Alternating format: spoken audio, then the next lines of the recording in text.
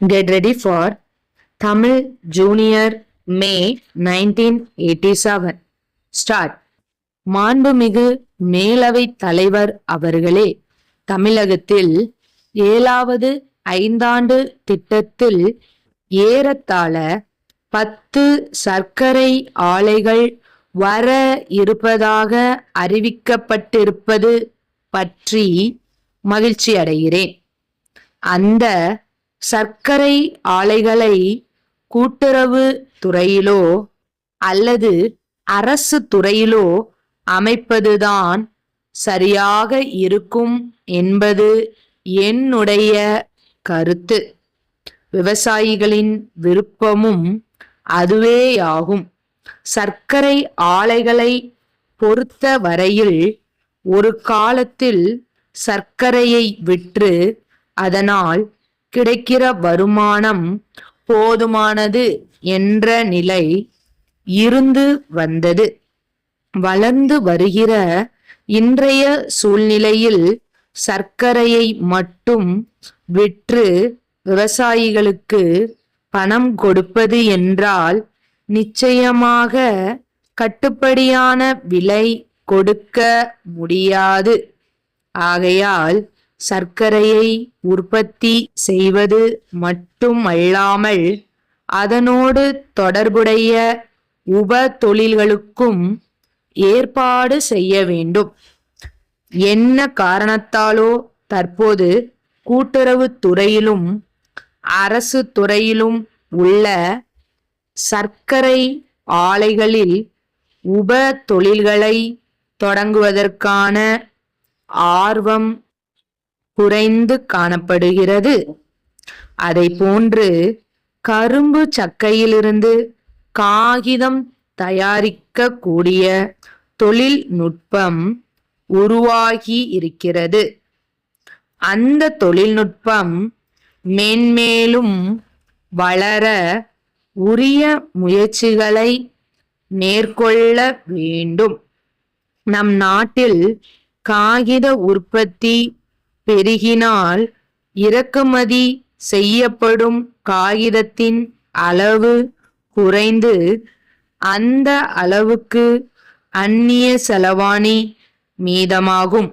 இதனை கருத்தில் கொண்டு பெரிய மாவட்டங்களை எல்லாம் பிரித்து மாவட்டந்தோறும் தொழில் மையம் அமைக்க வேண்டும். மாவட்டங்களிலே தொழில் மையங்கள் உருவானாலும் வட்டங்களிலேயும் தொழில்கள் உருவானால்தான் தமிழ்நாடு தொழில் துறையில் முன்னேற முடியும்.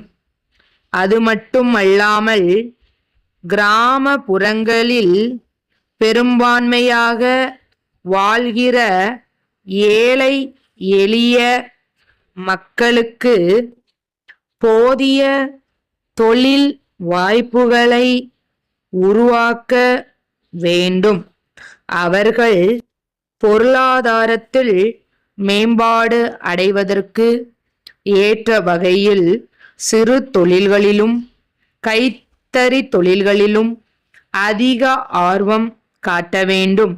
குறிப்பாக படித்து வேலையின்றி இருக்கும் இளைஞர்களின் வேலையில்லா திண்டாட்டத்தை போக்கின்ற வகையில் சுய வேலை வாய்ப்பு திட்டங்களுக்கு முன்னுரிமை அளிக்க வேண்டும்.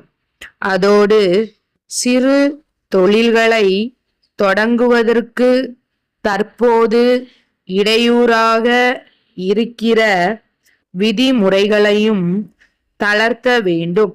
எல்லாவற்றிற்கும் மேலாக தொழில்துறை முன்னேற்றத்திற்கு அடிப்படையான மின்சாரம் தடையின்றி கிடைக்க ஏற்பாடு செய்ய வேண்டுமென்று கேட்டுக்கொள்கிறேன்.